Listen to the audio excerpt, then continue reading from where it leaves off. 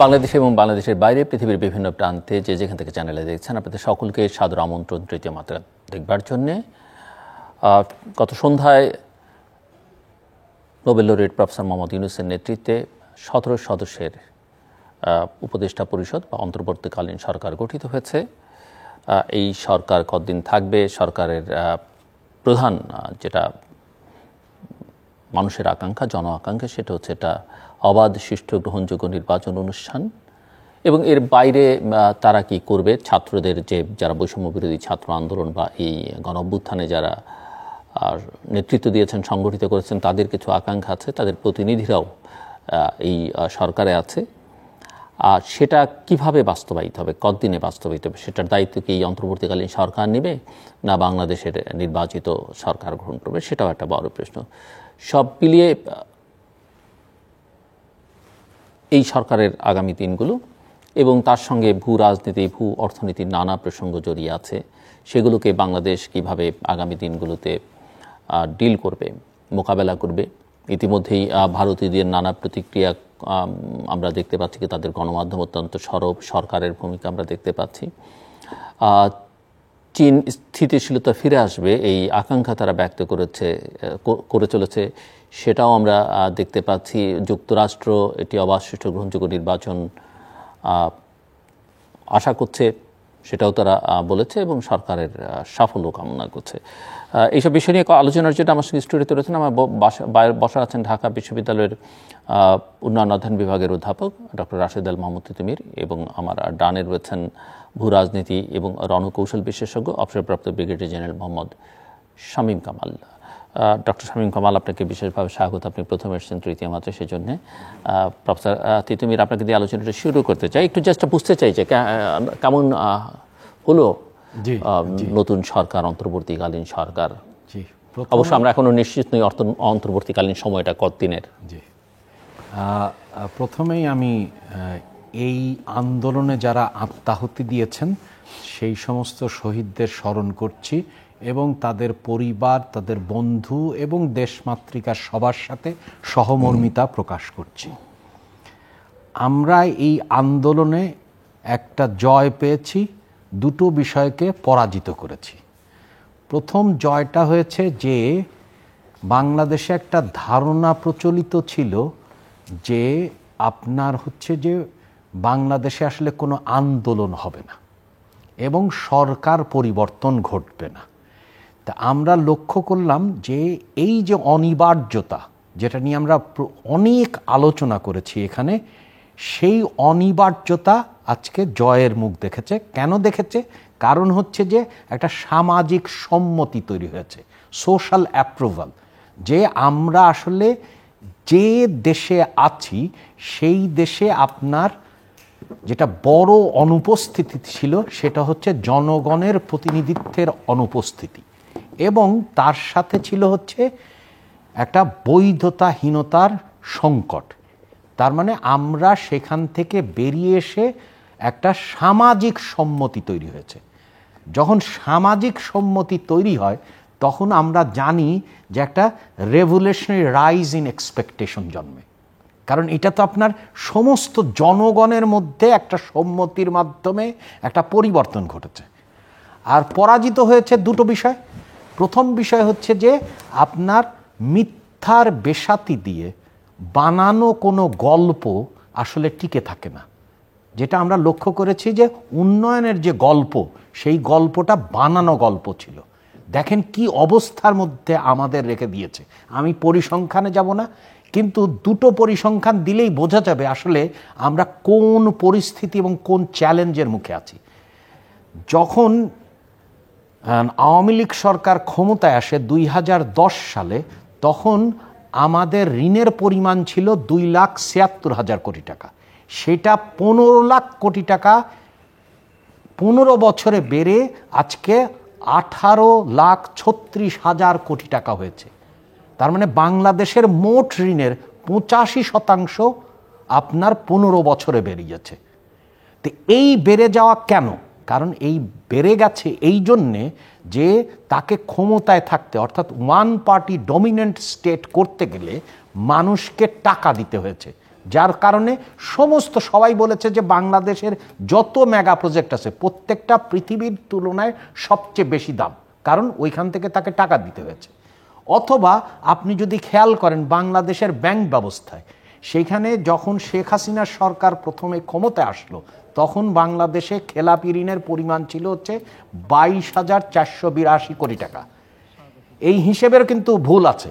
তারপরও এখন গত মার্চ নাগাদ সেটা দাঁড়িয়েছে হচ্ছে 1,82,000 টাকা ঋণের বহর, কারণ সেই ব্যাংক ব্যবস্থা থেকেও তাদেরকে পুষতে হয়েছে, যেটা আমরা অর্থনীতির ভাষায় বলি একটা রেন্টিয়ার সোসাইটি, অর্থাৎ আপনি রাষ্ট্রের কোষাগার থেকে টাকা দেবেন, তার বিনিময়ে সে তাকে সমর্থন জানাবে। সেটারও একটা আপনার জাজ্জল্যমান আমরা উদাহরণ দিলাম, এবং সেই জন্যই আমরা সবসময় বলেছি যে এই সরকারের টিকে থাকার আর শর্তগুলো নাই। একদিকে হচ্ছে বৈধতার সংকট, তার সাথে সাথে হচ্ছে ওয়ান পার্টি ডমিনেন্ট স্টেট করার মাধ্যমে তার যে পতন অনিবার্য। সেই জন্য আমাদের কাছে এই অর্থাৎ মিথ্যার বেসাতির যে উন্নয়নের এর যে গল্প, সেই গল্প আর টিকে থাকেনি। আর তৃতীয় যেটা আপনার আমরা পরাজিত করতে পেরেছি, যেটা এখানে আমরা বহুতবার আলোচনা করেছি, সেখানে বলা হতো যে আওয়ামী লীগের পরে বিকল্পটা কি, এর তো কোনো বিকল্প নেই। কিন্তু আমরা দেখলাম যে সামাজিক সম্মতির মাধ্যমে বিকল্পই শুধু হয়নি, কারণ আপনি খেয়াল করেন একজন ব্যক্তি বাংলাদেশে এখন পর্যন্ত 43 বছর একটা দলের সভাপতি, 43 বছর, যেখানে বঙ্গবন্ধু শেখ মুজিবুর রহমান বেঁচেছেন 55 বছর, জিয়াউর রহমান বেঁচেছেন হচ্ছে 45 বছর, সেখানে 43 বছর একটা দলের সভাপতি। এটা কি পৃথিবীর কোনো ইতিহাসে আছে?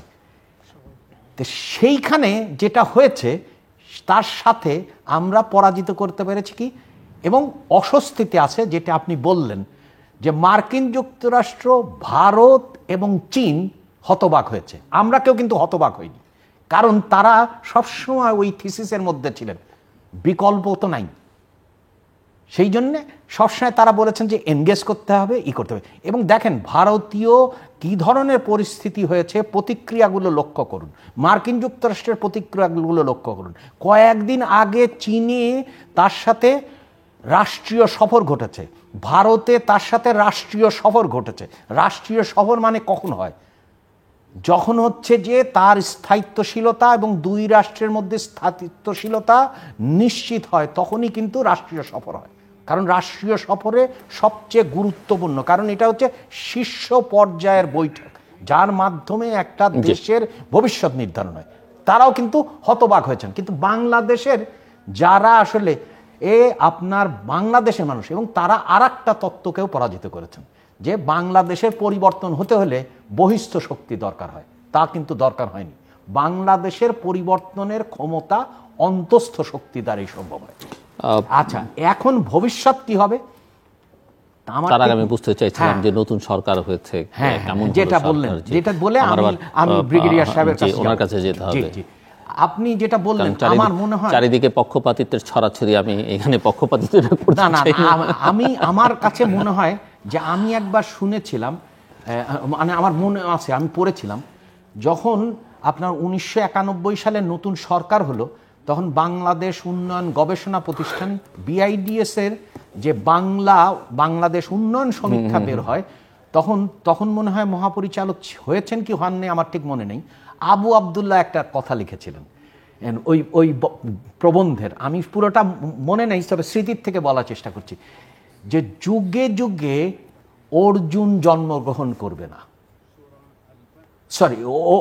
কৃষ্ণ জন্মগ্রহণ করবে না, যে অর্জুনকে বলে দেওয়ার জন্যে যে কিভাবে সামনের দিকে যেতে হবে। আর একটা জিনিস আমি একটু বলে আমি শেষ করে দেই, কারণ আমরা পড়েছি tales from Shakespeare. Tales from শেক্সপিয়ারে যে ট্যাম্পেস্ট নাটক আছে, ট্যাম্পেস্ট মানে ঝড়। তা আমরা অনেকেই বলতেন যে এই ঝড় ঝাপটার দিনে কি পরিবর্তন হয় নাকি না, বাংলাদেশে কিন্তু ঝড় ঝাপটার সময় পরিবর্তন হয়, এবং সব সময় হয়েছে। সেটা 47-এর দেশভাগ বলেন, কিন্তু ওইখানে লক্ষণীয়, যদি টেম্পেস্ট নাটকটাকে আমি যেভাবে চার্লস ল্যাম্ব এবং মেরি ল্যাম্বের টেম্পেস্ট নাটকটা পড়েছিলাম, পরে এসে যখন পড়েছি তখন আমার কাছে মনে হয়েছে যে এই যে ক্যালিনাস এবং এই যে অ্যারিয়াল চরিত্রটা, এরা আসলে কাদের প্রতিনিধিত্ব করে? তারা প্রতিনিধিত্ব করে হচ্ছে যে অধিকারহীন জনতার। এখন দেখার বিষয় যে অধিকারহীন জনতা যারা আসলে রাষ্ট্রের সংবিধানের কারণে হয়েছে, যে রাষ্ট্রের সংবিধান কোনোভাবেই নিশ্চিত করে না যে আপনার আর স্বৈরাচার যাতে বারবার হয়ে ওঠে, সেভাবেই সংবিধানটা তৈরি হয়েছে, যেখানে হচ্ছে যে সেপারেশন অফ পাওয়ার নাই, যেখানে হচ্ছে যে আপনার হচ্ছে যে চেক অ্যান্ড ব্যালেন্স নাই, যেখানে হচ্ছে মৌলিক অধিকার নাই। আবার অন্যদিকে রাষ্ট্রের সক্ষমতা এমন তলানির পর্যায়ে গেছে প্রতিষ্ঠান ভাঙতে ভাঙতে, কারণ স্বৈরতান্ত্রিক ব্যবস্থা প্রতিষ্ঠানকে সহ্য করতে পারে না, সক্ষমতাকে সহ্য করতে পারে না। এবং আন্তর্জাতিক পর্যায়েও আমাদের যে বিশাল সম্ভাবনা বঙ্গোপসাগর, সেটাকে কিন্তু আমরা সামনের দিকে নিতে পারিনি। তাহলে হচ্ছে যে জনপ্রশাসন, তারপরে স্থানীয় সরকার, শিক্ষা, স্বাস্থ্য, কোভিড আমাদের দেখিয়েছে। তার মানে একটা বিরাট একটা রেভলিউশনারি রাইজ অফ এক্সপেকটেশন হয়েছে। তা আমাদের দেখার বিষয় হচ্ছে যে সারা পৃথিবীর কাছে পরিচিত অধ্যাপক ইউনূস আসলে তিনি কৃষ্ণ এবং অর্জুনের দুটো সত্তাকে নিয়ে সামনের দিকে এগিয়ে যেতে পারবেন কিনা। অনেক কিছু বললেন, আবার কিছুই বললেন না। আমি আসছি আপনার কাছে। ব্রিগেডিয়ার মোহাম্মদ শামীম কামাল, এখান থেকে শুরু করি যে নতুন একটা যাত্রা, কেউ কেউ হয়তো এটাকে জয়যাত্রা হিসেবে বিবেচনা করতে পারেন, বাট এই ধরনের একটা বৈপ্লবিক পরিবর্তন বা গণঅভ্যুত্থানের মধ্যে দিয়ে পরিবর্তনের পরে অনেক রকমের ঘটনা ঘটে, বিপ্লব, প্রতি বিপ্লব, অনেক কিছুই থাকে। এবং আপনি তো রণকৌশল বিশেষজ্ঞ, সামরিক বাহিনীতে দীর্ঘদিন ঊর্ধ্বতন কর্মকর্তা হিসেবে কাজ করেছেন। সো কেমন দেখছেন আপনি নতুন সরকার, নতুন যাত্রা, আপনার অ্যানালাইসিস কি? সর্বপ্রথম আপনাকে অসংখ্য ধন্যবাদ জানাতে চাই আপনার অত্যন্ত জনপ্রিয় এই অনুষ্ঠান, সেখানে আমাকে আমন্ত্রণ জানানোর জন্য, চ্যানেল আই এবং তৃতীয় মাত্রাকে, এবং পাশাপাশি আজকের সহ আলোচক আমার বন্ধুবর, যার সাথে আমি একসাথে অনেক কাজই করেছি। তো উনি ভূ অর্থনীতি, আমি ভূ রাজনীতি বা রণকৌশল নিয়ে কাজ করি। আমি আমার বক্তব্যর শুরুতেই প্রথমেই মহান আল্লাহ তাআলার কাছে হাজার কোটি শুকরিয়া জ্ঞাপন করছি যে তিনি জাতিকে একটি অভাবনীয় দুর্যোগ থেকে রক্ষা করেছেন। সাবেক প্রধানমন্ত্রী যে সময়টা সিদ্ধান্ত নিয়েছেন যে উনি দেশ ছাড়বেন, সেই মুহূর্তে বিভিন্ন দিক থেকে যে জনস্রোত আসছিল, এটাকে যদি আর আধা ঘন্টা বা 40 মিনিট দেরি করা যেত, তাহলে এইখানে হতাহতের সংখ্যা যে কত হতো, এটা কিন্তু আমরা কেউ ধারণা করতে পারতাম না। আমি এখানে ঠিক আসার আগ মুহূর্তে আমার এলাকা লালমনিরহাট আদিতমারী উপজেলা, সেখানে একজন ছাত্র আজকে মৃত্যুবরণ করেছে, যে আহত হয়েছিল ঢাকায়, মিরাজ খান, এবং তার পাশের ইউনিয়নে আরেকজন আহত। আমি এত শঙ্কিত হচ্ছি, যদি আমার উপজেলায় 8টা ইউনিয়নের মধ্যে 2টা ইউনিয়নে 2 জন এরকম হতাহতের ঘটনা ঘটে, তাহলে সারা দেশে কি ঘটেছে। তো যাই হোক, আমি মিরাজ খানের বাবার সাথে কথা বললাম। আমি বললাম যে আপনার ছেলের আত্মদান জাতির জন্য যে কত বড় একটা গুরুত্বপূর্ণ বিষয় হয়ে দাঁড়াবে একদিন, আপনি সেদিন এত গর্বিত বোধ করবেন। তার কিন্তু দেখলাম সেই আফসোস নাই, তার ভিতরে একটা ক্ষোভ, একটা আহাজারি, কিন্তু মানে ছেলে হারিয়েছে তার জন্য কোনো তার বেদনা নাই। তো আমাদের অত্যন্ত গুরুত্বপূর্ণ, যদি আমরা ভাবি যেটা একটা দ্বিতীয় স্বাধীনতা, দ্বিতীয় বিপ্লব, তাহলে কিন্তু এই যে যারা মৃত্যুবরণ করেছে, ছোট ছোট বাচ্চারা, যারা কচি, যারা কিশোর ইত্যাদি ইত্যাদি, তাদের কিন্তু মুক্তিযোদ্ধাদের মতো এখনই তাদেরকে সংরক্ষণ করতে হবে। এবং ওই আবেগের বশবর্তীতে আকাশের তারার নাম তাদের নামে দিলাম, একটা রাস্তা করলাম, তাতে কিছুই হবে না। আমি যেটা মনে করি তাদের যেটা করা উচিত, সে যদি একটা সর্বোচ্চ পর্যায়ে সরকারি চাকরি পেত, বিসিএস কর্মকর্তাও হতো, সারা জীবন চাকরি করে যে তার অর্থটা পাওয়ার কথা, সেই পরিমাণ এবং তার থেকে অনেক বেশি অর্থ তার পরিবারকে এখন দেওয়া উচিত, প্রত্যেকটা শহীদ যারা হয়েছে। এটা কিন্তু শুধুমাত্র আবেগের বশবর্তীতে 2-1 সান্ত্বনার বাণী ব্যয় করলে হবে না, সময়ের সঙ্গে সঙ্গে আবেগ কমে যায়। তাহলে এখন দেখেন আমাদের মুক্তিযোদ্ধাদের তালিকা নিয়ে আমাদের সংশয়, ভুয়া মুক্তিযোদ্ধা ঢুকেছে, এবং মুক্তিযুদ্ধের পরে যারা জন্মগ্রহণ তাদের নাম আসছে। এখনই উৎকৃষ্ট সময়, যারা যারা যেখানে শহীদ হয়েছে, আমি এখনই বলতে পারবো আমার এলাকায় কয়জন শহীদ হয়েছে। সো এই তালিকাটা করা খুবই গুরুত্বপূর্ণ। আচ্ছা, আমি আপনার প্রশ্ন উত্তর দেওয়ার আগে আমি 2-3টা জিনিস বলতে চাই। আমাদের একটা জাতিগতভাবে বিশাল সংকট আছে। আমি আহমেদ সফার রেফারেন্স দিয়ে বলি, আমাদের জাতির 3টা বড় বড় সংকটের মধ্যে একটি হচ্ছে আমাদের কোনো ইতিহাস নাই, দ্বিতীয় হলো আমাদের কোনো ইতিহাস চর্চা করতে করতে আমরা 24 ঘন্টা ব্যয় করে দিয়ে দিলেন। আপনি আমি বলছেন দুঃখিত, ইতিহাস নেই। বাংলাদেশের ইতিহাস আপনি বলেন স্পেসিফিক কোত্থেকে শুরু করবেন? বাংলাদেশের ইতিহাস আমি লেখার যে জন্য 2 জন চেষ্টা করেছে, বিচারপতি হাবিবুর রহমান, আকবর আলী খান, তাও স্পষ্ট কিছু নাই। আপনি কোত্থেকে শুরু করবেন? 71 থেকে? সরি, এটা কোনো ইতিহাসই হবে না। তো যাই হোক, তাহলে যে জাতির কোনো ইতিহাস নাই, যে জাতির কোনো লক্ষ্য নাই, এবং সবচেয়ে ভয়ঙ্কর যে জিনিসটা, যে জাতির কোনো পুনর্জাগরণ নাই। কিন্তু আজকে আমরা যে একটা বিপ্লব, এই যে একটা নতুন বাংলাদেশ অর্জিত হলো, এখানে আমার সুস্পষ্ট কিছু প্রস্তাবনা আছে।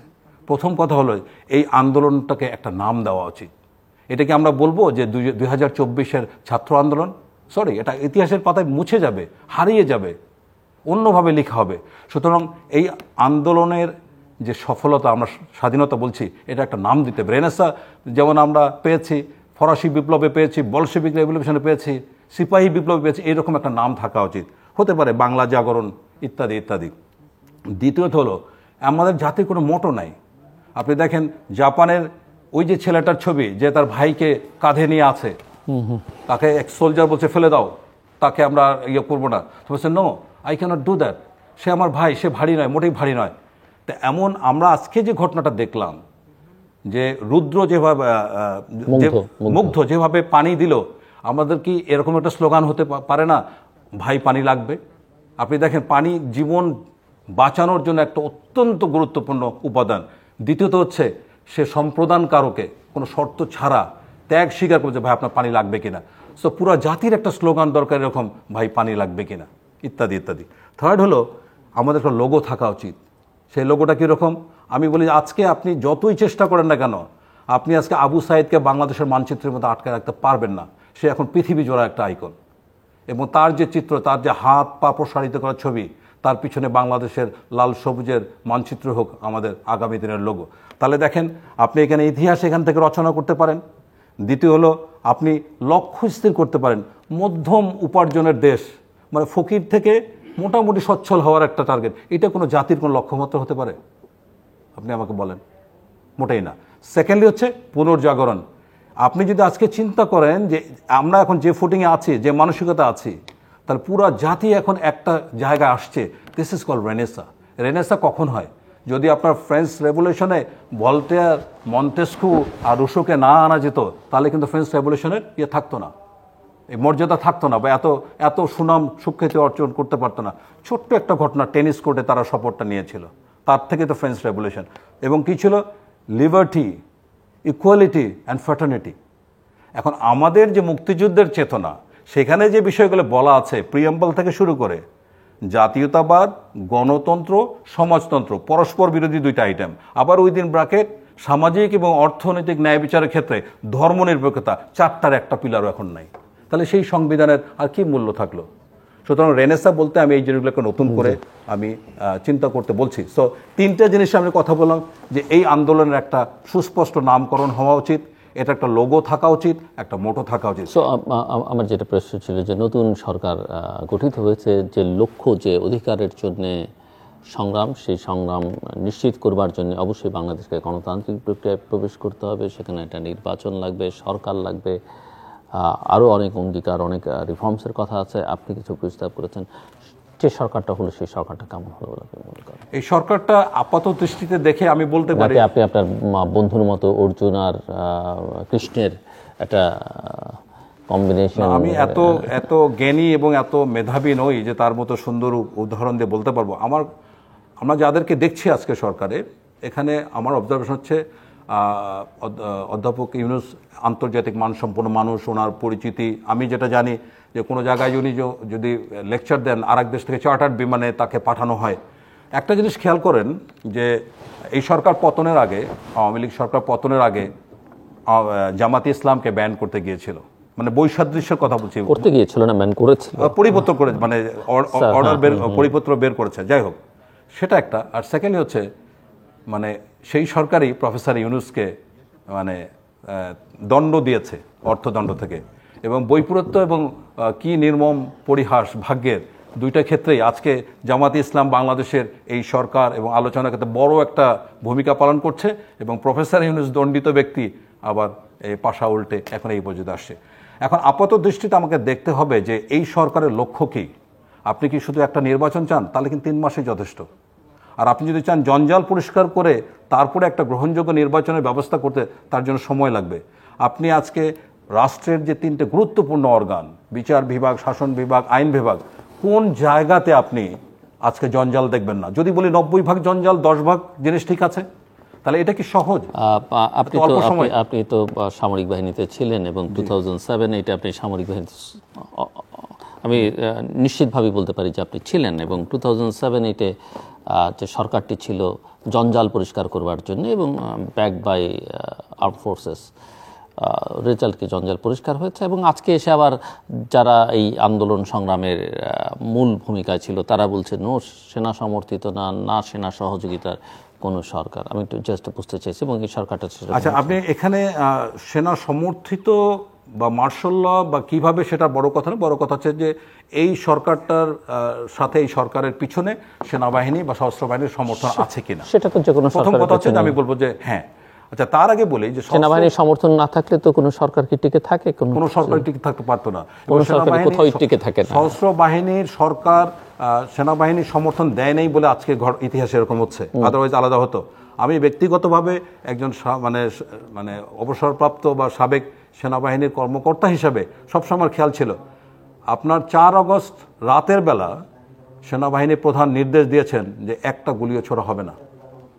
এবং এটা দুইটা কিন্তু জিনিস বড় ধরনের অনুঘটক হিসেবে কাজ করেছে। একটা হলো, আপনি খেয়াল করে দেখেন, এই 5 তারিখের আগে 4 তারিখে সম্ভবত আমাদের রাওয়াতে মানে কিছু আইকনিক সর্বজন শ্রদ্ধেয় অবসরপ্রাপ্ত অফিসাররা এসে বলেছেন যে এই অবস্থাতে কোনোভাবেই এই ছাত্রদের বিরুদ্ধে, জনগণের বিরুদ্ধে যাওয়া যাবে না।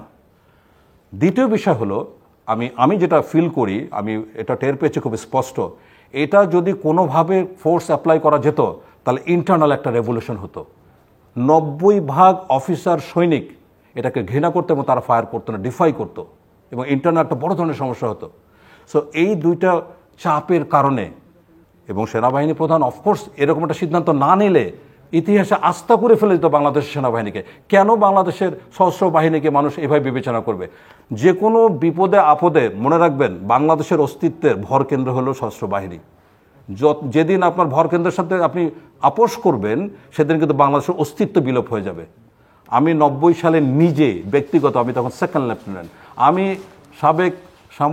সাবেক রাষ্ট্রপতি এরশাদ সাহেবকে আমি অ্যারেস্ট করেছি, আমি তাকে পুলিশের কাছে হস্তান্তর করেছি। ডিসেম্বরের 1 তারিখ থেকে 5 তারিখ পর্যন্ত আমি ছাড়া দ্বিতীয় কোনো লোক ছিল না তার সাথে কথা বলার জন্য। একদিন রাতের বেলা উনি আমার কাছে আসছেন, এসে জিজ্ঞাসা করেছেন, জেনারেল রফিক তখন 9 ডিভিশনের জিওসি ছিলেন, উনি আসছিলেন কথা বলার জন্য, বাট ওনাকে আসতে দেওয়া হয়নি। তো উনি আমাকে বললেন, জিওসি 9 ডিভ আমার সাথে আসতে চাচ্ছে, কথা বলতে চাচ্ছে, তুমি জানো এটা? আমি তো জানি না। তখন বলে যে আমি চাইলে আমি প্রচণ্ড ব্লাড শেড করে দিতে পারি, কিন্তু এই আর্মি আমি তিলে তিলে গড়ে তুলেছি। এটা একটা স্টেটমেন্ট, একজন রাষ্ট্র না, আমি চেয়ে দেখেছি যে একজন মানুষের কত বড়ই, অ্যান্ড দ্যাটস ওয়াই যাতে এই ব্লাড শেড না হয় এক বিন্দু, সেই জন্য কিন্তু ক্ষমতা স্বেচ্ছায় ছেড়েছেন। দ্বিতীয় বিষয় একান্ত ব্যক্তিগত, আমার বাবা ওনার এমপি ছিলেন, জাতীয় পার্টির এমপি ছিলেন, আমার গেস্ট ছিলেন, আপনার কাছে গেস্ট হিসেবে আসছিলেন, এবং ওনার সাথে আলাপ হয়েছে, ও তোমার বাড়ি রংপুরে ইত্যাদি ইত্যাদি। আমার কাছে 3টা গেটের চাবি ছিল, আমি চাইলেই সেদিন যে কোনো সময় এরশাদ সাহেবকে পাচার করে দিতে পারতাম, বের করতে পারতাম, কিন্তু একটা বড় উনি আমাকে এই ধরনের অন্যায় আবদার করেন নাই। তাহলে যে মানুষটা ক্ষমতা ছাড়লেন যাতে রক্তপাত না হয়, যে মানুষটার এত সুযোগ থাকার পরে আমার কাছে কোনো অন্যায় অ্যাপ্রোচ করলেন না, এই লোকটাকে আমি ছোট করে দেখবো কিভাবে? পালিয়েও যাননি। সো এই যে মানুষের একজন রাষ্ট্রনায়কোচিত যে বিষয়, সেখান থেকে, তবে আমি আপনার কথা খুবই সংক্ষেপে উত্তরটা দিই এভাবে, যে যদি আপনারা ভালো কিছু চান তাহলে কিছুটা হলে সময় দিতে হবে, যৌক্তিক সময়, এটা আলোচনার মাধ্যমেই নির্ধারণ করাটা মনে হয় প্রয়োজন। জি জি, অনেক কথা হয়েছে। আমি কোনো দ্বন্দ্ব তৈরি করিনি।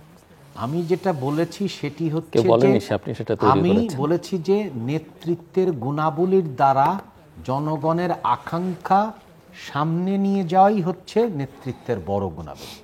তিনি আন্তর্জাতিকভাবে সবার কাছে এক ধরনের গ্রহণযোগ্য, এবং আমরা মনে করি যে বৈষম্য বিরোধিতা, দেখেন ছাত্রদের আন্দোলনের কিন্তু বিষয়টা হচ্ছে বৈষম্য বিরোধিতা, এবং তার সাথে ছাত্ররা যে কথাগুলো বলেছে তো সেইখানে তো একটা বড় রকমের পাটাতন তৈরি করা হয়েছে এবং সেইভাবে এগোতে হবে।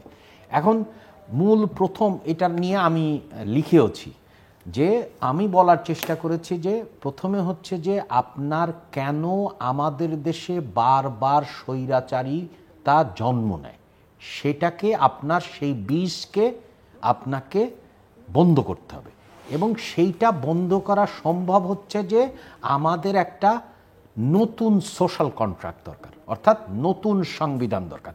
আর এই বিষয়টা তো নতুন কিছু না, ফরাসিরা আজকে ৫ম রিপাবলিকে এসে দাঁড়িয়েছে, কারণ প্রতিবার তাদের সমস্যা হয়েছে, সেই সমস্যাকে মোকাবেলা করেছে, তারা করেছে।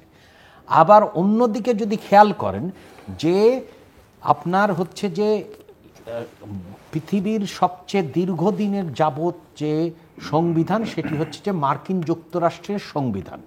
সেই সংবিধান কিন্তু শুরু হয়েছিল যে যে যে রাষ্ট্রগুলো কলোনির মধ্যে ছিল ওদের মধ্যে আর্টিকেলস অফ কনফেডারেশন পরিবর্তন করা, কিন্তু তারা করেছে কি, তারা গেছে হচ্ছে যে আপনার কনভেনশন করেছে, এবং সেইখানে আমরা দেখেছি যে ভার্জিনিয়া কনভেনশন, তারপরে নিউ জার্সি কনভেনশন শুধু হয়নি, 3জন ব্যক্তি যারা পরবর্তীতে বড় রকমের এর ভূমিকা রেখেছেন, সেটা জেমস ম্যাডিসন বলেন, জন জে বলেন হচ্ছে বা অ্যাডামস বলেন, এরা কিন্তু আলেকজান্ডার হ্যামিল্টন উনি সবচেয়ে, ওরা কিন্তু এক নামে 85টা বড় বড় প্রবন্ধ রচনা করেছেন যে কিভাবে আমার জাতি। তো বাংলাদেশে তো আমাদের কোনো সেইভাবে কোনো সংবিধান সভা হয়নি, কনস্টিটিউয়েন্ট অ্যাসেম্বলি হয়নি, তো যার ফলে আমাদের আসলে দ্বিতীয় রিপাবলিকে যেতে হবে, এবং সেই জন্যে আমরা কনভেনশনের মাধ্যমে যে গণভোট দিয়ে তার মাধ্যমে আমরা করব না, আমরা হচ্ছে কনস্টিটিউয়েন্ট অ্যাসেম্বলির মাধ্যমে কনভেনশন।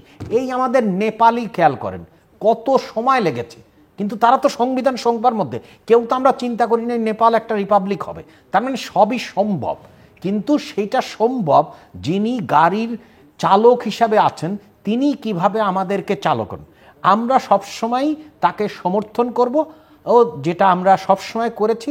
কিন্তু আমাদের তো একটা একাডেমিক পজিশন আছে, সেই পজিশনে কিন্তু আমরা সবসময় যেটা করেছি, যার কারণে আমরা দেখিয়েছি যে মিথ্যার বেসাতি দিয়ে উন্নয়নের গল্প আইয়ুব খানও পারেননি, শেখ হাসিনাও পারেননি।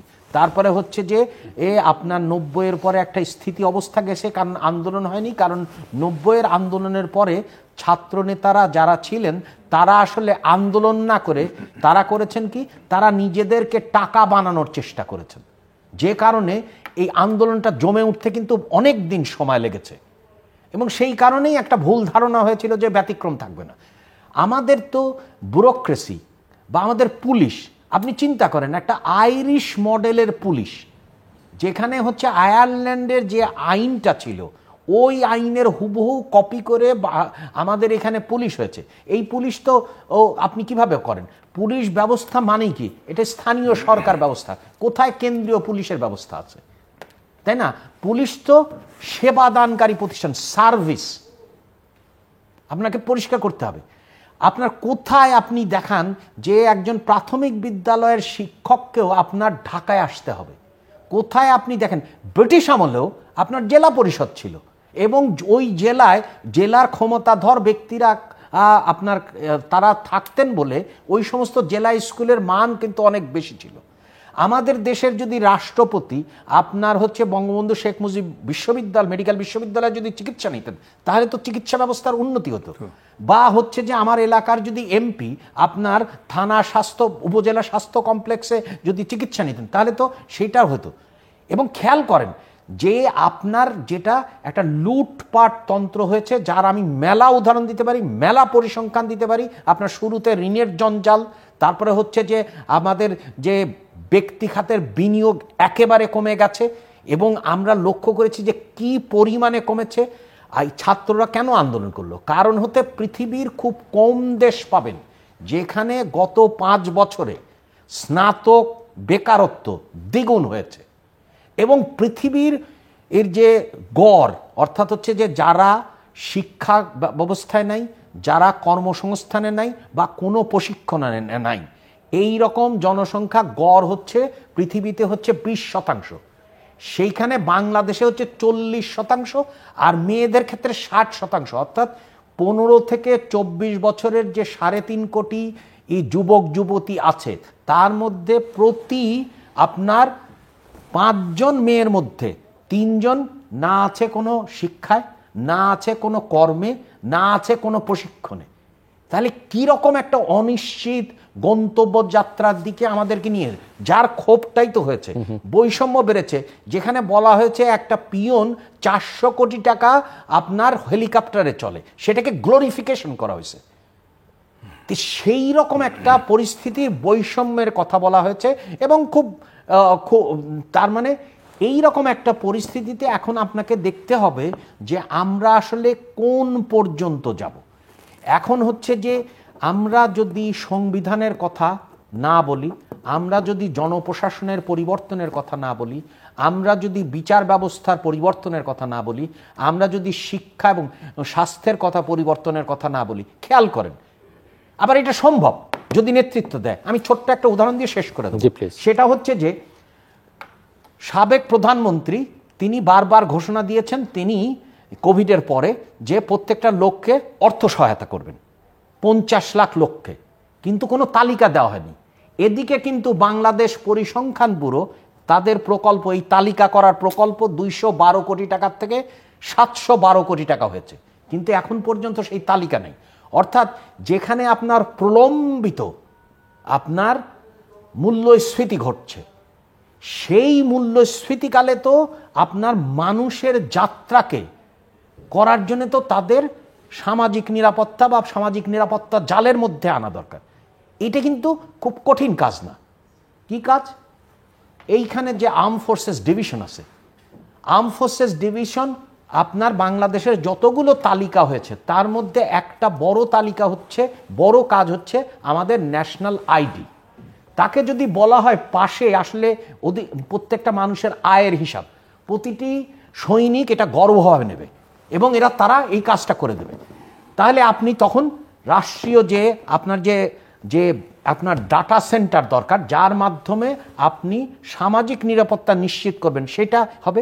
এবং তার সাথে সাথে আপনি যদি বার্থ রেজিস্ট্রেশন এবং অন্যান্য আলাদা ছড়ায় ছিটায় আছে সেটাকে কেন্দ্রীভূত করেন, তাহলে আপনি জনগণের কাছে যাইতে পারবেন। কারণ এখন যে সামাজিক নিরাপত্তা জাল আছে সেটা রাজনৈতিক দোষে দুষ্ট, অর্থাৎ যার থাকার কথা না তিনি আছেন, যার থাকার কথা তিনি নাই, তার মানে রাজনৈতিক কায়দায়। আবার আপনি যদি চিন্তা করেন আমি তো মারা যেতে চাই যে আমার একজন ডাক্তার আছে, পৃথিবীতে যদি অধিকার চায় তাহলে তো ডাক্তার আছে, সেটা করাও কিন্তু কঠিন না। তার মানে আমি বারবার বলছি সমাধানগুলো কিন্তু পরিষ্কার।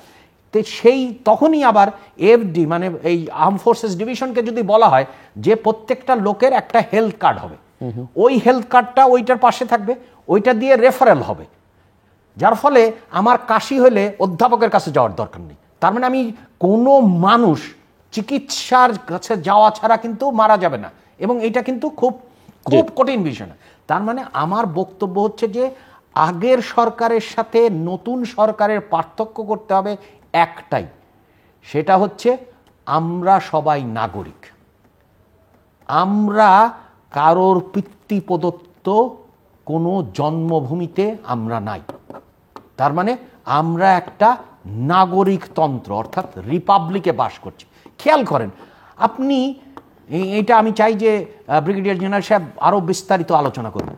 সেইটা হচ্ছে যে যেখানে একটা সিভিল আপনার আর ওয়ার চলছে, তারাও আমাদের আকাশপথ অতিক্রম করে। কোনো তো আলোচনা আমি কখনো শুনি নাই। আমি বারবার আমরা এখানে আলোচনা করেছি বারবার যে আমাদের একটা ডেটারেন্স সিস্টেম দরকার, আমাদের একটা ন্যাশনাল সিকিউরিটি কাউন্সিল দরকার, আমাদের হচ্ছে যে ইকোনমিক পলিসি মানে হবে কি ডেমোগ্রাফিক ডিভিডেন্ড, কারণ আমাদের যুবক সমাজ বেশি, তাদের মাধ্যমে অর্থাৎ জনশক্তিকে মানে মানুষকে জনশক্তিতে রূপান্তর একটা।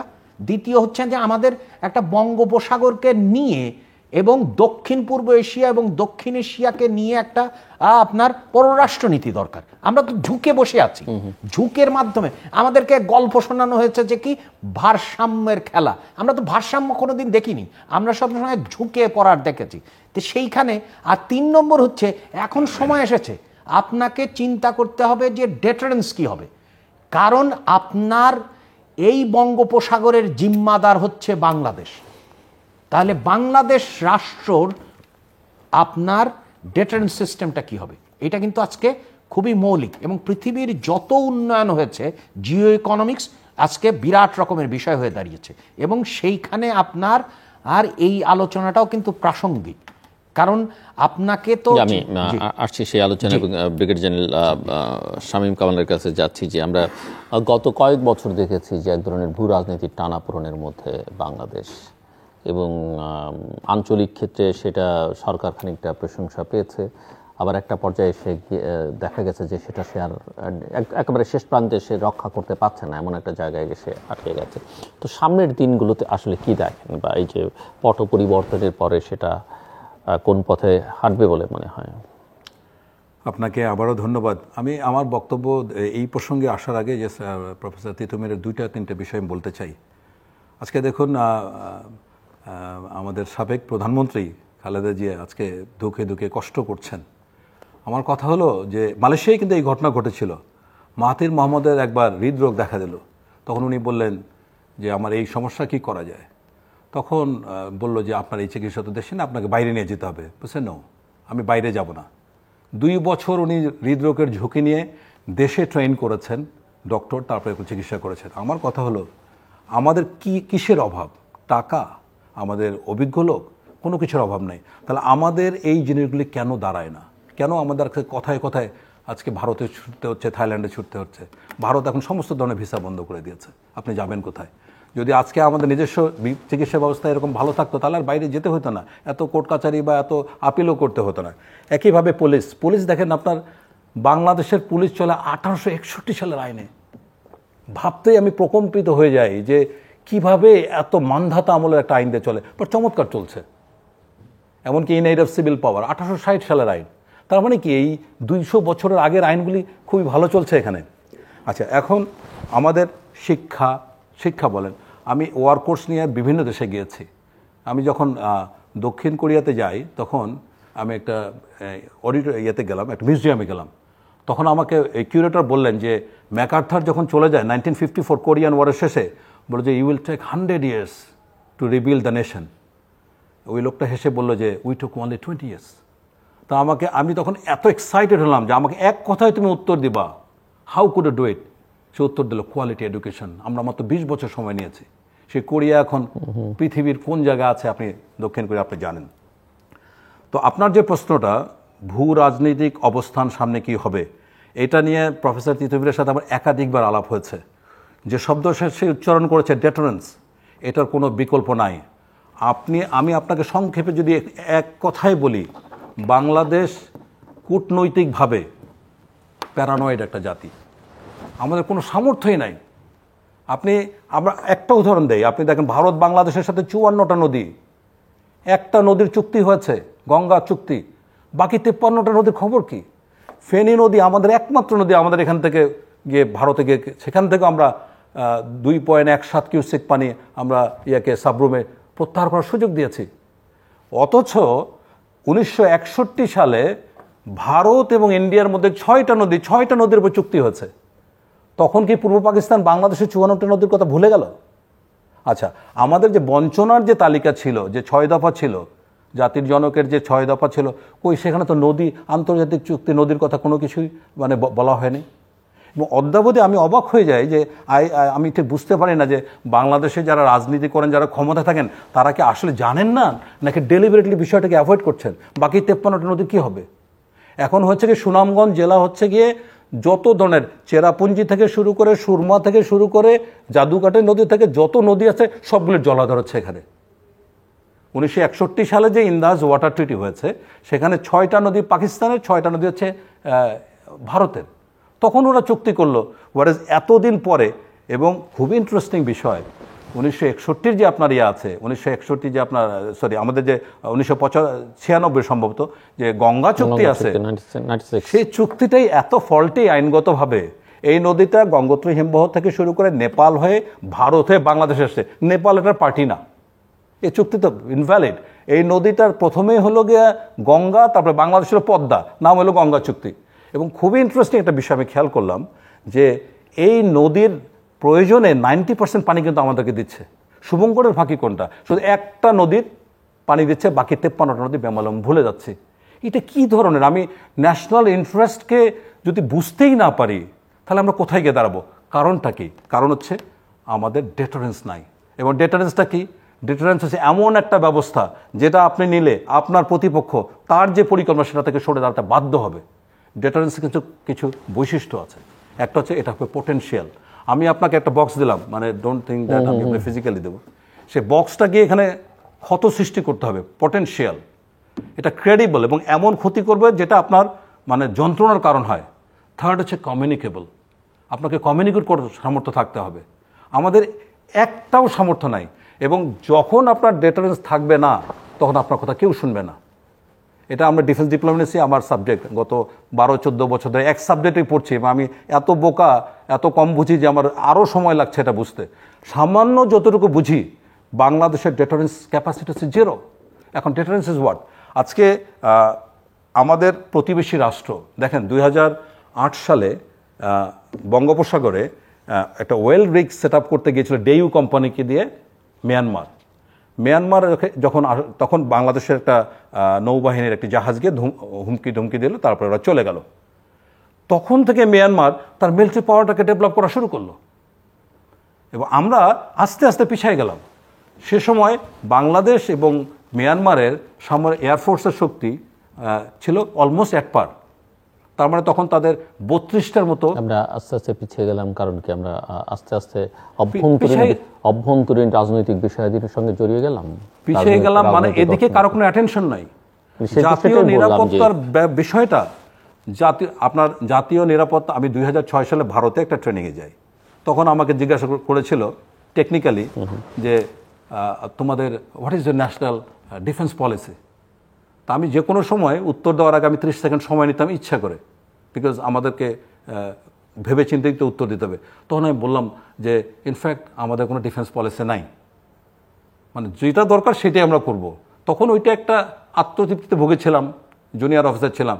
কিন্তু পরে আমি যখন আস্তে আস্তে ওয়ার কোর্সে কাজ করা শুরু করলাম, ওয়ার স্টাডিজে পড়া শুরু করলাম, তখন আমার আফসোস হতো যে এটা আমাদের নাই, হোয়াট এ ল্যাকিং, একটা জাতির জন্য কত বড় একটা শূন্যতা। এরপরে 2018 সালে আমাদের ডিফেন্স পলিসি করা হলো। খুবই অবাক হলাম, এখানে 3টা কথা বলা আছে: deterrence, defence diplomacy and defeat hostile design of the enemy. 3টার একটা পিলারও নাই। তাহলে যেটার কোনো পিলারে নাই সেটাকে আপনি ক্রেডিবল ফোর্স হিসেবে কীভাবে চিন্তা করবেন? আপনি যে প্রসঙ্গে আসছেন, দেখেন 2008 থেকে মিয়ানমার যেহেতু ডেভেলপ করছে, যে কোনো একটা দেশকে বেস করে আগাতে হবে। তো মিয়ানমার বাংলাদেশকে বেস করে তারা সামরিক শক্তি বাড়ানো শুরু করলো। এবং আমরা তো ওয়ার কোর্সে যখন এটা নিয়ে কাজ করতাম, this is our bread and butter, তখন দেখলাম যে সামরিক এয়ার পাওয়ারে আমাদের শক্তি হচ্ছে 30:1, 30:1। শুধু যদি MiG-29 আমি ধরি, তাদের 32টা MiG-29, আমাদের 8টা ছিল। এটা কমতে কমতে একটা আসছে, ওইটাই দিয়েই প্যারেড করি, ওইটাই দিয়েই আমরা যুদ্ধ প্ল্যান করি, ইত্যাদি ইত্যাদি। তাহলে বলেন আপনার কি, গত আমার জানা মতে প্রত্যেক বছর 20 থেকে 25 বার আমাদের এয়ার স্পেস ভায়োলেশন করে মিয়ানমার। কোনো প্রতিকার নাই, কোনো সুন্দর বক্তব্য দেওয়া হয়, মিয়ানমারের রাষ্ট্রদূত দৌড়ায় চলে আসে। মনে হয় বাংলাদেশের যত রাষ্ট্রদূত সবচেয়ে অনুগত হচ্ছে মিয়ানমারের রাষ্ট্রদূত, সে দৌড়ায় আসে, একটা ডিপ্লোম্যাটিক প্রোটেস্ট করে, বাস ঘটনা শেষ। আর বারবার বলা হয় একটা কথা, কোনো ছাড় নয় যদি আমরা আক্রান্ত হই। আরে আপনি আক্রান্ত হয়ে বসে আছেন, আপনার কত ধরেন অ্যারাউন্ড, এই যে আমাদের যে রোহিঙ্গা আসলো প্রায় 12 লক্ষ রোহিঙ্গা, 12 লক্ষ রোহিঙ্গা আপনার কেন আসলো, কিভাবে আসলো, কিভাবে এটা সিদ্ধান্ত হলো? আজকে জাতির সামনে উত্তর দিতে হবে, কে এত বড় সিদ্ধান্ত কাকে দিয়েছে যে এত বড়? আপনার লোকজন তিউনিশিয়াতে নৌকাডুবিতে মরে যাচ্ছে, আপনার মানুষের গণকবর পাওয়া যাচ্ছে থাইল্যান্ডে। আমরা কি এত বড় বিলাসিত জায়গায় ছিলাম যে 12 লক্ষ রোহিঙ্গাকে আমরা আশ্রয় দিলাম? জি, আমরা শেষ রাউন্ড, প্রফেসর ক্লোজিং রিমার্কস। জি জি, দেখেন আমরা একটা একটা ক্রান্তিকালের মধ্যে দিয়ে যাচ্ছি এবং ক্রান্তিকাল শুনতে শুনতেই তো জীবন শেষ করে আমি সেটাই আসছি, সেটাই বলতে চাচ্ছিলাম যে আমরা একটা ক্রান্তিকালের মধ্যে দিয়ে যাচ্ছি, এই বচন আমরা বহুত দিন ধরে শুনছি, কিন্তু যেটা আমরা দেখছি না সেটা হচ্ছে যে ডিসিসিভ ন্যাশনাল ইন্টারেস্ট, যেটা আমাদেরকে ব্রিগেডিয়ার জেনারেল বললেন যে আপনার ডিফেন্স পলিসি হলো ডিফেন্স পলিসির 3টা পিলারের অনুপস্থিতি। এবং কোন জায়গায় হচ্ছে, আমি কিন্তু কোনোভাবেই সামরিকীকরণের পক্ষের লোক না। আমরা বলছি হচ্ছে যে বাংলাদেশের ভবিষ্যৎ নিশ্চিত করার জন্যে যে আপনি ভূ রাজনৈতিক পরিস্থিতি এবং ভূ অর্থনৈতিক পরিস্থিতির মধ্যে আছেন সেইটাকে নিশ্চিত করা। পৃথিবীতে সবচেয়ে বেশি হারে সামরিক ব্যয় হচ্ছে কোথায়? ভারতে, এবং সবচেয়ে হারও বেশি, সবচেয়ে বেশি। সেই রকম একটা প্রতিবেশী আপনার 3 দিকে আছেন, আর এক দিকে আছে মিয়ানমার, যে রাষ্ট্রের নিজস্বতার মধ্যে সমস্যা আছে এবং বহু জাতিক সমস্যা আছে। আবার আমাদের ঠিক একটু কাছেই কিন্তু অন্যভাবে বললে চীন আমার কিন্তু প্রতিবেশী হয়ে যাচ্ছে। আমরা আসলে তাহলে প্রথম বক্তব্য হচ্ছে আমাকে তো সামনের দিকে এগোতে গেলে আমাকে কি করতে হবে? 2টো রাস্তা যেতে হবে। একটা হচ্ছে যে আমার মিয়ানমারের ভেতর দিয়ে আপনার কুনমিং যেতে হবে, আর একটা হচ্ছে মিয়ানমারের ভেতর দিয়ে আমার চিয়াংমাই চিয়াংরাই হয়ে থাইল্যান্ড হয়ে আপনার মালয়েশিয়া হয়ে সুমাত্রা যেতে হবে। এবং সেটা কিন্তু আমরা গেছি, কারণ আমাদের যদি খেয়াল করেন আমাদের কিন্তু হচ্ছে মৌসুমী বায়ুর একটা সভ্যতা, এবং আমাদের এই সভ্যতার ইতিহাস কিন্তু অনেক প্রাচীন। কারণ আমাদের যে ওয়ারি বটেশ্বরে গেছে সেইখানে কিন্তু যে আমরা ধান পেয়েছি সেটা কিন্তু রাইস ইন্ডিকা না, রাইস জ্যাপনিকা। তার মানে আমরা একটা অবস্থা ছিলাম, আমরা সামনের দিকে যেটা যেতে পারিনি, যেগুলো উন্নয়ন। তাহলে আমাকে তো ডেটারেন্সটা হচ্ছে আপনাকে অ্যালাউ করবে। আমরা কিন্তু রাস্তাটা কক্সবাজার পর্যন্ত নিয়ে গেছি, এখন আমাকে মিয়ানমারের ভেতর দিয়ে নিয়ে যেতে হবে। তাহলে মিয়ানমারও তার উন্নতি হবে, আমাদেরও উন্নতি হবে। কিন্তু আমরা পারিনি, কারণ হচ্ছে যে প্রথমে শুরু হয়েছে বাংলাদেশ, চায়না, ইন্ডিয়া, মিয়ানমার, গাড়ির র্যালিও হয়েছে, কিন্তু সামনে যেতে পারিনি, কারণ ঝুঁকে পড়েছি। কেন? কারণ হচ্ছে যে আপনার বৈধতা ছিল না। তাহলে দ্বিতীয় প্রশ্ন হচ্ছে যে তাহলে আমাদের কি করতে হবে? আমাদের সংবিধান, এই রাষ্ট্রের মালিক জনগণ, এইটা প্রতিষ্ঠা করতে হবে। এটা হচ্ছে দ্বিতীয়। তৃতীয় হচ্ছে যে আপনাকে যেটা করতে হবে সেটা হচ্ছে আমাদের যে মৌলিক অধিকার আছে, আমাদের আসলে কোনো মৌলিক অধিকার নেই। কারণ কি? কারণ হচ্ছে যে রাষ্ট্রীয় মানে আমাদের যে রাষ্ট্রের যে কতগুলো মৌলিক নীতি, ওটা তো আপনার আমি অধিকার হিসাবে নিশ্চিত করে না। আমাদের কিন্তু রাষ্ট্র আমাদেরকে সর্বজনীন শিক্ষা নিশ্চিত করে না, সর্বজনীন স্বাস্থ্যনীতি নিশ্চিত করে না, আমাদেরকে কিন্তু একটা দেয় না। তাহলে আমাদের এই যে পরিবর্তন, তার মানে আমাদের মূল কথাটা আমরা বারবার যেটা এখানে বলার চেষ্টা করেছি সেটি হচ্ছে যে আমাদের একটা নতুন সোশ্যাল সামাজিক চুক্তিতে যেতে হবে, নিউ সোশ্যাল কন্ট্রাক্ট। এবং এইটা শুরু হয়েছে যে বাংলাদেশের, এবং মনে রাখতে হবে এবং এই কথাটা সামনে নিয়ে যেতে হবে, যেটা হচ্ছে যে বঙ্গীয় যে সভ্যতার ধারক এবং বাহক হচ্ছে বাংলাদেশ, এবং আমরা অন্তর্ভুক্তিমূলক পররাষ্ট্রনীতি চাই। যার কারণেই আমরা দেখতে চাই যে বঙ্গোপসাগরে যেমন ভারতের সাথে আমাদের সম্পর্ক আছে, তেমনি মার্কিন যুক্তরাষ্ট্রের সাথে সম্পর্ক আছে, তেমনি চীনের সাথে আছে, তেমনি আসিয়ান দেশগুলোর সাথে আছে। তার মানে আমরা মৌসুমী বায়ু, অর্থাৎ যে আগের ভবিষ্যতের যে সভ্যতা, সেইখানেও আপনাকে যেতে হবে। এখন লাস্ট যে 2টো পয়েন্ট বলে আমি শেষ করব প্লিজ। আপনাকে তো এই ছাত্র আন্দোলনের মূল হচ্ছে যে সরকারি চাকরি। কারণ সরকারি চাকরি কেন?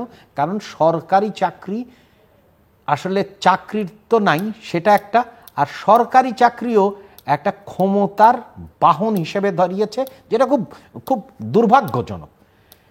কারণ প্রজাতন্ত্রের সেবক, এটা তো বিরাট ব্যাপার, কিন্তু সেইখানে আপনার সেটাকে আপনি তল্পি বাহক বানিয়েছেন, সেবককে তল্পি বাহক বানানোর যে প্রবল পরাক্রম চেষ্টা, সেখান থেকে তো আপনাকে উদ্ধার করতে হবে। এবং কোনোভাবেই আপনার পাবলিক সার্ভিস কমিশন বা যেগুলোভাবে করে, তো এখানে সামরিক বাহিনীর যে যদি আমরা মনে করি যে আমরা হচ্ছে যে ডিফেন্স পলিসি করেছি, ন্যাশনাল সিকিউরিটি কাউন্সিল সেইটা কিভাবে ফাংশন করে, তো এইখান থেকে যেটা আমার শেষ কথাটা আমি যেটা বলতে চাই এক মিনিটে, সেটি হচ্ছে যে আমরা বারবার স্বপ্ন দেখি, আবার দুঃস্বপ্ন দেখি। কারণ হচ্ছে যে যিনি এসে আমাকে বলেন তিনি আবার আমাদেরকে দুঃস্বপ্নের দিকে নিয়ে যান। এই যে দোলাচল, এবার কিন্তু দোলাচল যদি কেউ করে তাহলে কিন্তু জাতি কোনো মতে ক্ষমা করবে না। এটা যেমন সত্যি, তার চেয়ে বড় সত্যি হচ্ছে যে রাষ্ট্র তো নাই, তাহলে রাষ্ট্র গঠন করা এবং সেই গঠন করতে গেলে যে আপনার যে প্রতিষ্ঠানগুলো দরকার, দেখেন ইউরোপিয়ান ইউনিয়ন সমস্ত বাণিজ্য আলোচনা বন্ধ করে দিয়েছে। মার্কিন যুক্তরাষ্ট্রে অনেক দিন আগের থেকে আপনার অগ্রাধিকারমূলক বাণিজ্য সুবিধা স্থগিত করে রেখেছে। তারপরে হচ্ছে যে আপনার চীনের সাথে, তার মানে কি আমি অবশ্যই আশাবাদী এবং আমরা মনে করি যে এটা যেমন মিথ্যার বেসাতিকে আমরা পরাজিত করেছি, তারপরে বিকল্প নাই এই চিন্তাকে পরাজিত করেছি, তরুণদের মধ্যে একটা জাগরণ তৈরি হয়েছে, একটা রক্তাক্ত জুলাই গেছে। তাহলে সামনের বাংলাদেশ আসলে আমাদের যে কাঙ্ক্ষিত বাংলাদেশ। ব্রিগেডিয়ার, যে আমি বুবাজিজের কথা মনে আছে আপনার, তিউনিশিয়ার ফল বিক্রেতা, 2010 সালের সম্ভবত 17ই ডিসেম্বর সে যখন অভিমান করে তার গায়ে আগুন লাগিয়ে দিল, তখন সেটা কিন্তু আরব বসন্তের ফ্লেয়ার, এটা থেকে শুরু হলো। বুবাজিজি যখন আত্মহত্যার চেষ্টা করলো, তখন সমস্ত তিউনিশিয়ান মনে করলো যে আমি ওটা শুয়ে আছি। তো পুরো জাতির মধ্যে যে একটা দ্রোহ, একটা মানে ক্ষোভ, সেটার বিস্ফোরণ ঘটলো। একই ঘটনা ঘটেছে কিন্তু আবু সাঈদের ক্ষেত্রে। আবু সাঈদের বিষয়টাকে আমরা যদি ছোটোভাবে দেখি, তাহলে আমরা জাতি হিসাবে অত্যন্ত নির্লজ্জ জাতি হিসেবে প্রমাণিত হব। সো আবু সাঈদের মাধ্যমে যে ঘটনাটা ঘটলো, এটা কিন্তু আমাদের জন্য বিশাল কিছু একটা। আপনি আমি ব্যক্তিগতভাবে অথবা অ্যাফেক্টেড না, কিন্তু আজকে আসার পথেও দেখলাম 4-এ পড়া একটা বাচ্চা, 7-এ পড়া একটা বাচ্চা, একটা ছেলে মেয়ে কি আন্তরিকতা নিয়ে তারা ট্রাফিকের কাজটা করছে। ওরা কিছু বুঝে না। চমৎকার চলছে রে ভাই বাংলাদেশ, চমৎকার চলছে। সুতরাং আমাদেরকে সময় নিয়ে এই সুযোগটা কাজে লাগাতে হবে, বড় বড় রিফর্মগুলি হাত দিতে হবে। ছাত্র রাজনীতি, শিক্ষক রাজনীতি কী প্রয়োজন? একটা সময় ছিল মানুষ এত লেখাপড়া করতো না, তখন ছাত্ররাই নেতৃত্ব দিচ্ছে। এখন ছাত্রদের থেকে স্কুল গোয়িং যারা ইন্টারনেট চালাতে পারে তারা মাছ মোর। আমি দেখলাম আসার আগে তারা ওই দিয়ে স্ক্যান করছে কোথায় ডাকাতি হচ্ছে রাতের বেলা। গতকালকে রাতে মিরপুর ডিএইচএস এলাকার সামনে কালশি যে একটা এলাকা আছে, সেখানে একটা বড় ধরনের ডাকাতি হচ্ছে। আওয়াজ টুগেদার 40-50-60 জন লোকজন ইয়ে করছে। সো এখানে পুলিশ নাই, পুলিশ এখন কাজ করতে চাচ্ছে না। উন্নত বিশ্বে পুলিশকে ববি ডাকে, সবচেয়ে সম্ভ্রান্ত ফ্যামিলির লোকজনকে পুলিশে দেওয়া, মানে ববি হচ্ছে আদরের নাম।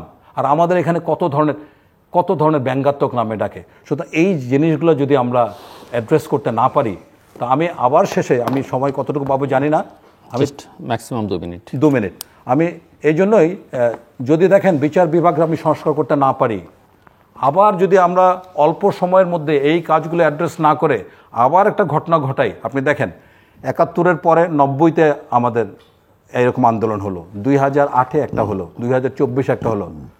যদি আমরা গুণগত পরিবর্তন এই সংস্কারগুলি করতে না পারি, আবার 10 বছর পরে প্রস্তুতি নেন, যারাই ক্ষমতা আসবে তাদেরকে এবার বোরখা পরে দেশ ভাগতে হবে, আবার এরকম হাজার হাজার মানুষকে মৃত্যুবরণ করতে হবে, কোনো গুণগত পরিবর্তন হবে না। আপনি আর আমি শুধু টকশোতে বসে এরকম আফসোস করে যাব। সো এই জায়গাটা থেকে আমি 3টে পয়েন্টের কথা প্রথমেই বলেছি, আমিও এখনও বলছি যে এই বিপ্লবের একটি নামকরণ হওয়া উচিত, যে কোনো একটা নাম হোক, বাংলা জাগরণ আমি আমার ইচ্ছা মতো নাম দিলাম, যদি অন্য কেউ ভালো কিছু দিতে পারে ভালো কথা। মোটো একটা থাকা উচিত, ভাই পানি লাগবে। এর মাধ্যমে এই যারা শহীদ হয়েছে তাদের প্রতি আমরা বিশাল একটা সম্মান দেখাতে পারি। আর লোগো হোক এমন একটা লোগো যেটা আবু সাঈদের হাত পা প্রসারিত করা পিছনে বাংলাদেশের মানচিত্র। দর্শক অনুষ্ঠানের শেষ প্রান্তে আমরা সামাজিক যোগাযোগ মাধ্যম ফেসবুক, এক্স এবং ইউটিউবে তৃতীয় মাত্রার লাইভ স্ট্রিম হচ্ছে, আপনারা দেখতে পারেন। টেলিভিশনের পর্দায় দেখতে না পারলে যে কোনো সময় যে কোনো স্থান থেকে ইউটিউবে তৃতীয় মাত্রার চ্যানেলটি সাবস্ক্রাইব করে এই পর্ব বা পুরোনো পর্বগুলো আপনারা দেখতে পারেন। ব্রিগেডিয়ার জেনারেল মোহাম্মদ শামীম কামাল এবং প্রফেসর রাশেদ আল মাহমুদ তিতুমির অসংখ্য ধন্যবাদ এই আলোচনা শুনবার জন্যে। দর্শক আমার অতিথিরা অনেক কথা বলেছেন, কি করা সেটা বলেছেন। অনেক কিছুকে বাংলাদেশ পরাজিত করেছে গত 5ই আগস্ট, তার আগের 36 দিনে। এবং সবচেয়ে বড় বিজয় যেটা বাংলাদেশের, এই অর্থে স্বাধীনতা, যে বাংলাদেশের মানুষের মধ্যে ইভেন বলা যেতে পারে যেদিন বাংলাদেশ স্বাধীন হয়েছে সেদিন থেকে এক ধরনের ভয় কোনো না কোনো ক্ষেত্রে কাজ করেছে। আমাদের সমাজে রাষ্ট্রে একটা ভয়ের আবহ, ভয়ের সংস্কৃতি তৈরি হয়েছে। সেই ভয়টাকে উতরে বা ভয়টাকে জয় করে মানুষ এখন আর ভয় পায় না। বুক চিতিয়ে বাংলাদেশের একটা শিশু বন্দুকের নলের সামনে দাঁড়াতে পারে। এটা একটা নিঃসন্দেহে বড় অর্জন এবং মিথ্যাসহ নানা কিছুকে পরাজিত করেছে। নতুন একটা যাত্রা বাংলাদেশে শুরু হয়েছে। এখানে অনেক স্বপ্ন আছে, আর সেই স্বপ্ন যারা দায়িত্ব নিয়েছেন তারা কতটা পূরণ করতে পারবেন সেটা দেখবার বিষয়। তবে আমরা তাদের সবাই, গোটা বাংলাদেশ তাদেরকে সহযোগিতা করতে চাই। পারুন আর না পারুন, একটা জিনিস যেন তারা না করেন, এটা তাদের কাছে প্রত্যাশা থাকবে। সেটা হচ্ছে আমাদের এই স্বপ্নটাকে তারা যেন দুঃস্বপ্নে পরিণত না করেন। আজকের দিনে এটাই আমাদের চাওয়া। আমাদের সঙ্গে থাকবার জন্য অসংখ্য ধন্যবাদ। আপনাদের সবার জন্য শুভকামনা।